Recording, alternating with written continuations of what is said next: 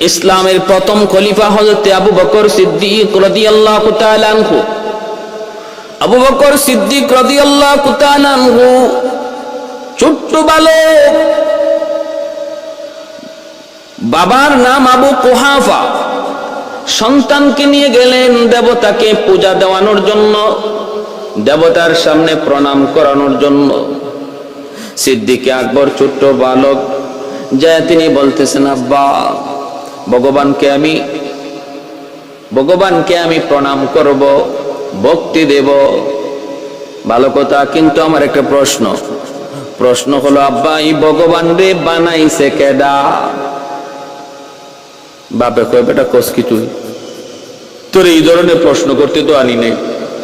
না আব্বা, আমার একটু জানতে মন চায়, ভগবান রে বানাইছে কেডা? আবু বকর সিদ্দিক বলেন, সিদ্দিকের বাবা আবু কুহাফা বলেন, বানাইছে আমি। কয়, আব্বা তুমি এত সুন্দর করে ভগবান রে বানাইছো, যারে তুমি নিজের হাতে বানাইছো তারেই তুমি ভগবান বলতেছ। ভগবান তো সে আরো তার বন্দারে বানায়, খোদায় তো বান্দারে সৃষ্টি করে, বান্দা তো খোদারে বানাইতে পারে না। বাবা তাহলে শোনো, যেই ভগবান রে তুমি নিজের হাতে বানাইছো, এই ভগবান কোনোদিন ভগবান হতে পারে না, আমি এর ভক্তি করতে পারবো না। আবু বকর সিদ্দিকের বাবা আবু কুহাফা গুসায় বাড়িতে চলে আসলেন। আয়েশা স্ত্রীকে ডাক দিলেন, স্ত্রী গো, আমি তো ভাবছিলাম আমার ছেলে আবু বকর খুব ভালো ভদ্র, বাবা ভক্ত, মা ভক্ত, সে যদি ভগবানকে শ্রদ্ধা না করে, দেবতারে শ্রদ্ধা না করে, তাহলে তার কপাল খুলবে কেমন করে? আমি বারবার চেষ্টা করে পারি নাই, সে রাজি হয় না। সিদ্দিক আকবরের মা তখন বলতেছেন, স্বামী গো, ও স্বামী, তাহলে আমি তোমাকে একটা কথা বলি, যে কথাটা জীবনে কোনোদিন বলি নাই। কয় বলো। কয় কথাটা হলো, আমার আবু বকর যখন আমার পেটে অন্তিম সময়, আমার গর্ভপাতের অন্তিম সময় আমি স্বপ্ন যুগে দেখতে পেলাম আমার আবু বকর সম্পর্কে একটা গাইবী আওয়াজে সুসংবাদ দিচ্ছে। আওয়াজটা এত মধুর, এত মধুর, আমাকে ডাক দিয়ে বলতেছে, ও আমার বান্দি, আবশিরি বিল ওয়ালাদিল আতিক, ইসমুহু ফিস সামাই সিদ্দিক, সাহিবুন নবিয়্যি ওয়ার রফিক।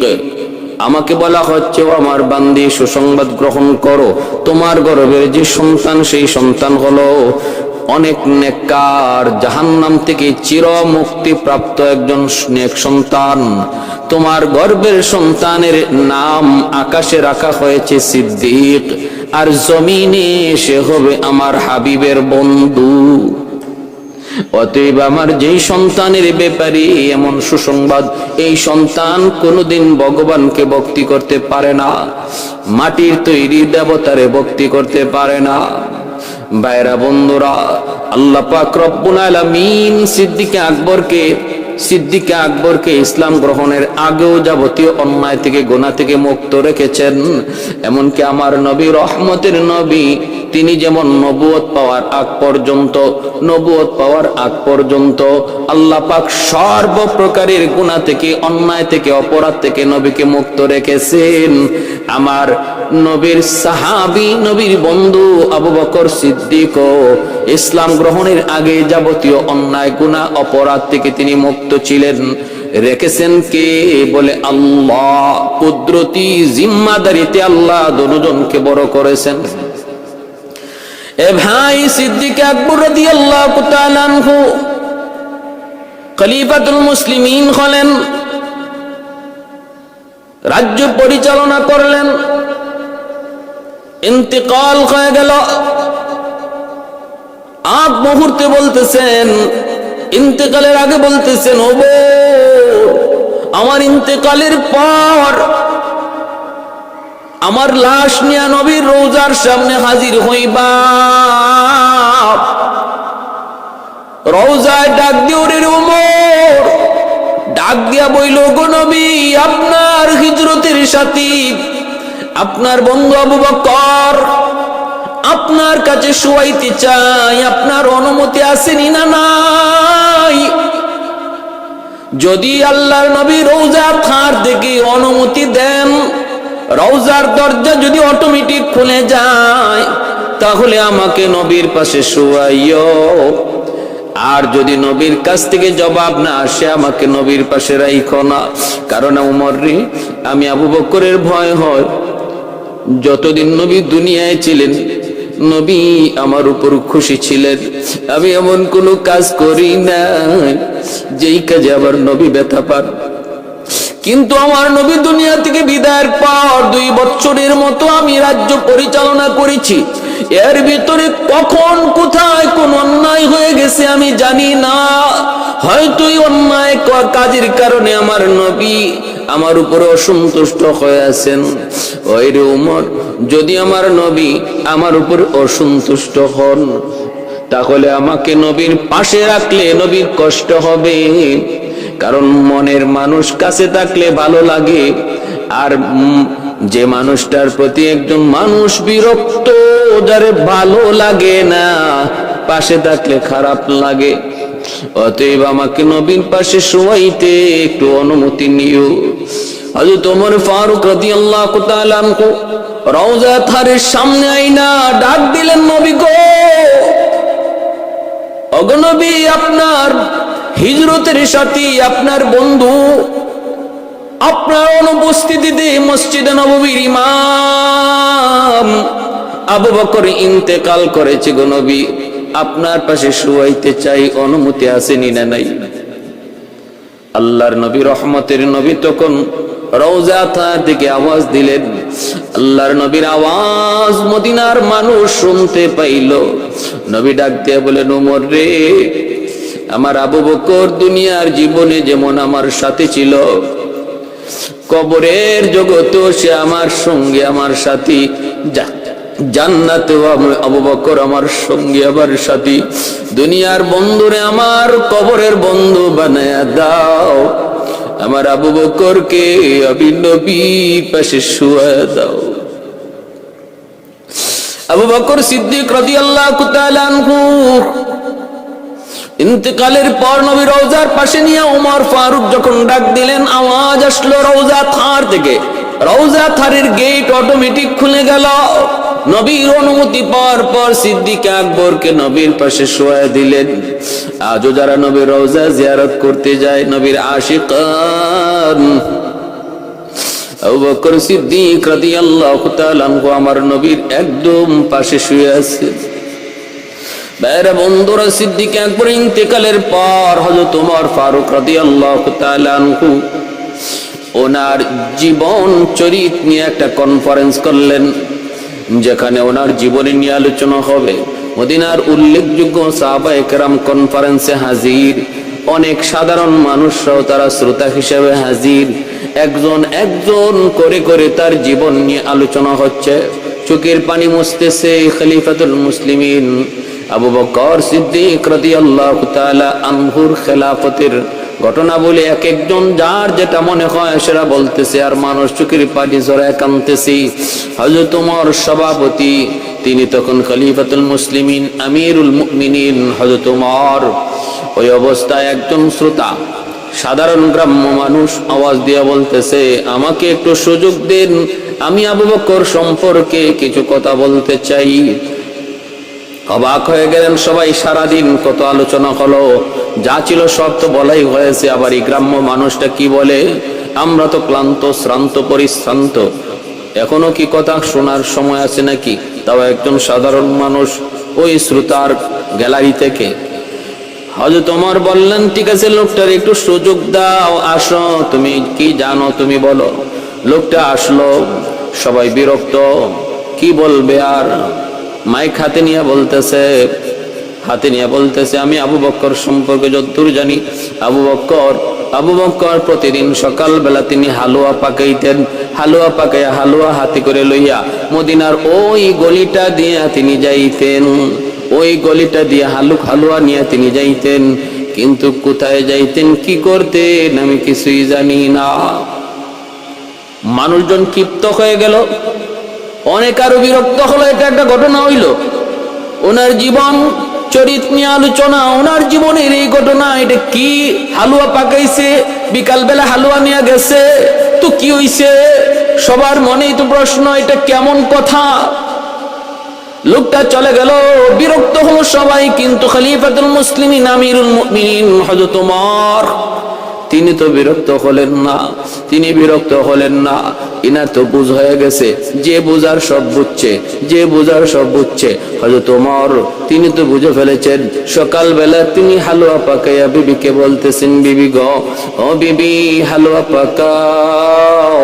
হালুয়া পাকাইয়া তিনি মদিনার ওই গলি দিয়ে তিনি যাইতেছেন। কিন্তু ওমর কোথায় যাবেন তিনিও জানেন না, কার কাছে যাবেন তাও জানেন না, কারে হালুয়া খাওয়াবেন হযরত ওমর তাও জানেন না।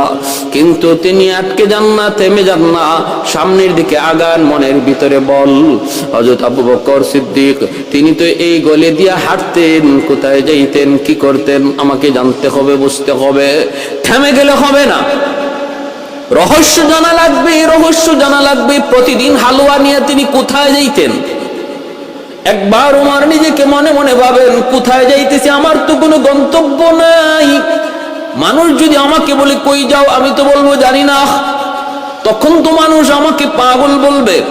যাই বলুক, পাগল বলুক আর যাই বলুক, আমি থামবো না। দেখতে হবে, বুঝতে হবে, জানতে হবে কোথায় তিনি গেছেন, কি করেছেন, আমাকে জানতে হবে। হযরত ওমর যাইতে একটা গলি পাইলেন, আবার একটা গলি পাইলেন চিকন দিয়ে ডান দিক দিয়ে। ওই গলিটা দিয়ে তিনি ঢুকলেন। ঢুকা মাত্রই হযরত ওমর তিনি নাকের মধ্যে একটা গন্ধ অনুভব করলেন, প্রচন্ড খারাপ গন্ধ, পচা গন্ধ। পুরা গলিটা গন্ধে ভরপুর হয়ে গেছে। এই গলিটা শুনশান, কোন মানুষজন কেউ নাই, কেউ আয়ও না, কেউ যায়ও না, কোনো বাড়িঘর পর্যন্ত পাশে নাই। দুর্গন্ধের কারণে হযরত ওমর সামনের দিকে আগাইতেছেন। গন্ধটা, এই দুর্গন্ধটা কোথা থেকে আসতেছে একটু বুঝতে হবে। সামনের দিকে আগান। হঠাৎ করে তাকে দেখেন রাস্তার কিনারায় একটা কুষ্ঠ রোগী, সারা শরীর পচে গেছে, মুখটাও পচে গেছে, চোখেও দেখে না, অন্ধ। একটা কুষ্ঠ রোগী রাস্তার কিনারায় পড়ে আছে, আর তার সারা শরীর থেকে দুর্গন্ধ বের হয়, মুখ থেকেও দুর্গন্ধ বের হয়, সারা শরীরে পোকা। হযরত ওমর মনে মনে ভাবলেন, হয়তো আমি গন্তব্যে পৌঁছে গেছি, মনে হয় আমি গন্তব্যে পৌঁছে গেছি, মনে হয় আমি আমার জায়গা মতো পৌঁছে গেছি। ওমর খলিফাতুল মুসলিমিন, অর্ধ পৃথিবীর বাদশাহ হযরত ওমর কুষ্ঠরোগীর পাশে যাইয়াই তারে বলতেছেন, কি খবর, খানা লাগবে নি? তখন এই লোকটা তখন ডাক দিয়া বলতেছে, কুষ্ঠরোগী ডাক দিয়া বলতেছে, তুমি আজকে এত দেরি করে আসলা কেন? আমি তো প্রচন্ড ক্ষুধার্ত। দেরি হলো কেন? আমি তো তোমার অপেক্ষায় দেরি করলা কেন? হযরত ওমর ফারুক খলিফাতুল মুসলিমিন আমিরুল মুমিনিন বুঝে ফেললেন, আমি এসে গেছি আমার গন্তব্যে। এই জায়গায় সেই জায়গা যেখানে আবু বকর সিদ্দিক রাদিয়াল্লাহু তাআলা আনহু প্রতিদিন হালুয়া নিয়ে তিনি এখানে আসতেন এবং এই কুষ্ঠ রোগীটারে তিনি খাওয়াইতেন। লোকটা চোখে দেখে না বিদায় আমাকেই আবু বকর মনে করতেছে, আর বলতেছে, আজকে তুমি এত দেরি করলা কেন গো? আজ তুমি এত দেরি করছো কেন? আমি প্রচন্ড ক্ষুধার্ত। হযরত ওমর নিজের পরিচয় দিলেন না। নিজের পরিচয় না দিয়েই তিনি আবু বকর সাইজেই কথা বলতেছেন, আর বলতেছেন, ভাইজান একটু ব্যস্ততা ছিল, এজন্য দেরি হয়ে গেছে। ভাইরা বন্ধুরা, হযরত ওমর এও বুঝতে পারলেন ওই কুষ্ঠ রোগীটা আবু বকর সিদ্দিককে চিনত না, নাম জানতো না, কিন্তু একজন মানুষ তারে প্রতিদিন এসে হালুয়া খাওয়ায় সেটা জানতো। তিনি যে আবু বকর, এই কথাটা কুষ্ঠরোগী জানতো না। এজন্য হযরত ওমর নিজের পরিচয় দিলেন না। আগের মানুষটা আবু বকর তাও বলতেছেন না, বলতেছেন যে আমার একটু ব্যস্ততা ছিল, দেরি হয়ে গেছে, ঠিক আছে আমি দিচ্ছি, তোমাকে হালুয়া দিচ্ছি, খাওয়াইতেছি। এই বলে তিনি বলেন তুমি একটু মুখটা হা করো, মুখটা হা করো। বইলা লোকটা মুখটা হা করলো। হযরত ওমর দেখতেছেন তার মুখের ভিতর থেকে দুর্গন্ধ, প্রচন্ড দুর্গন্ধ, মুখটাও পচে গেছে। হযরত খলিফাতুল মুসলিমিন ওমর, সাইয়্যিদুনা ওমর ফারুক রাদিয়াল্লাহু তাআলা আনহু হাতের মধ্যে তিনি হালুয়া লইয়া ওই মানুষটার মুখের মধ্যে হালুয়া দিবেন, মুখের মধ্যে হালুয়া দিবেন। যেই মাত্র মুখের মধ্যে হাতটা ঢুকাইছেন, এমনি লোকটা চিৎকার করে উঠলো, কে তুমি? তুমি কে? তুমি আমার কাছ থেকে সরে যাও, তোমার খানা আমার লাগবে না। মুখে মাত্র হাতটা ঢুকাইছেন, আপনি এমন চিৎকার, বিকট আওয়াজে চিৎকার করে ধমক দিল, কে তুমি? তুমি কে? কি তোমার পরিচয়? তাড়াতাড়ি করে আমার সামনে থেকে ভাগো, তোমার খানা আমার লাগবে না। খাওয়াইতে জানো না, আসছো তুমি খাওয়াইতে, খাওয়ানোর তরিকা জানো না, আসছো খানা লইয়া। হযরত ওমর ভয় পেয়ে গেলেন। লোকটা কয় কি? তিনি বলতেছেন ভাই কি খবর? এইভাবে তুমি আমাকে ধমকাইতেছো, এইভাবে আমারে ধমক দিচ্ছ, শাউট করছো, কারণ কি? আমি তো তোমাকে উপকার করার জন্য তোমার খানা নিয়ে এসেছি, তুমি কিনা আবার আমার উপরে বিরক্ত হয়ে আমাকে ধমকাইতেছ, আমাকে গালাগালি করতেছ। কি ব্যাপার? কারণ কি? ঘটনা কি? কেন খানা কি তুমি খাইবা না? তখন এই কুষ্ঠ রোগীটা কান্দে, চোখে পানি জড়ায় কান্দে, আর কই তুমি কে গো? তুমি আমার আগের লোক নও, তুমি আমার আগের লোক নও। কই কেমনে তুমি বুঝলা আমি তোমার আগের লোক নই? কই বুঝে গেছি, বুঝে গেছি। আমার মুখে ঘাপ পোকায় খেয়ে ফেলেছে, প্রতিটা মুখের ভিতরের প্রতিটা জায়গা আমার ক্ষত বিক্ষত হয়ে আছে। তোমার আঙ্গুলটা লাগা মাত্রই আমি কঠিন ব্যথা পেয়েছি, কঠিন ব্যথা পেয়েছি। আমি বুঝে গেছি তুমি না, গতকালকের লোক তুমি না। কই কেমন করে? কই কারণ উনি আমাকে হাত দিয়া খানা খাওয়াইতেন না, তার আঙ্গুল লেগে আমি ব্যথা পাবো, এজন্য হাত দিয়ে খানা দিতেন। তাহলে হালুয়া তিনি কেমন করে খাওয়াইতেন? কুষ্ঠ রোগীটা বলে তিনি তার জিহ্বার মধ্যে হালুয়াটা উঠাইতেন, আর জিহ্বার মধ্যে হালুয়া লইয়া ওই জিহ্বাটা আমার মুখের ভিতরে ঢুকাইয়া, ওই জিহ্বাটা আমার মুখের ভিতরে ঢুকাইয়া আমার অলকমের ভিতরে তিনি হালুয়াটা পৌঁছায় দিতেন। আমি বিন্দু পরিমাণও কষ্ট পাইতাম না। তোমার আঙ্গুলের কারণে আমার জান বের হয়ে গেছে, কত জায়গায় আঙ্গুল লাগার কারণে, কিন্তু ওই মানুষটা কোনোদিন আমাকে ব্যথা দেয় নাই, খাওয়াইতে কোনোদিন ব্যথা দেয় নাই। নিজের নরম জিহ্বাটার মধ্যে হালুয়া লইয়া আমার মুখে তিনি ঢুকায় দিতেন। এই কথা বলা মাত্রই হযরত খলিফাতুল মুসলিমিন হযরত ওমর ফারুক রাদিয়াল্লাহু তাআলা আনহুর চোখ থেকে দরদর করে অশ্রু ঝরতেছে, আর তিনি কাঁদেন। ডাক দিয়া বলেন, রে ভাই, গতকালকের মানুষ আর কোনো দিন তোমার কাছে আসবে না। এই পৃথিবীর চাঁদ, এই পৃথিবীর সূর্য ওই মানুষটারে আর কোনোদিন দেখবে না। মদিনার মানুষ এই মানুষটারে আর কোনোদিন তালাশ করে পাবে না। জানুনি তিনি কে ছিলেন? তিনি কে? কই তিনি কে ছিলেন? কই তিনি ছিলেন মুসলিম জাহানের খলিফা, যার নাম হলো আবু বকর সিদ্দিক রাদিয়াল্লাহু তাআলা আনহু, মায়ার নবীর একান্ত বন্ধু, হিজরতের সাথী। এখনো যিনি নবীর পাশে শুয়ে আছেন রওজা খানে, তিনি হলেন আবু বকর সিদ্দিক রাদিয়াল্লাহু তাআলা আনহু। এই কথা শোনা মাত্রই কুষ্ঠরোগীটা চিৎকার বেড়ে উঠলো আর বলতেছে, তুমি কি? কয়, আমি খলিফাতুল মুসলিমিন, দ্বিতীয় খলিফা, নাম ওমর। তখন ওই লোকটাই কয়, হায় হায়, আবু বকর কোনদিন তার নিজের নামটা আমার কাছে একবারও বলে নাই, কোনদিন পরিচয় দেয় নাই। আমি হলাম একজন ইহুদি, আমি মুসলমানও না, আমি একজন ইহুদি।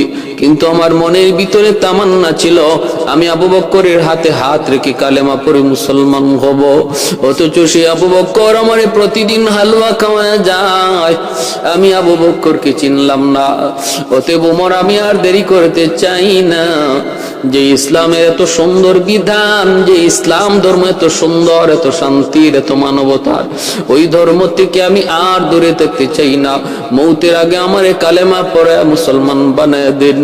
হযরত আবু বকর সিদ্দিক রাদিয়াল্লাহু তাআলা আনহুর এই নরমতা, উদারতা, এই মানবতার কারণে ওই লোকটা কালেমা পড়ে মুসলমান হলো। কে সেই মানুষটা? একজন ইহুদি কুষ্ঠরোগী। তারে নিজের জিহ্বা দিয়া খানা খাওয়াইছেন এত বড় একজন খলিফা বাদশাহ হযরত ওমর।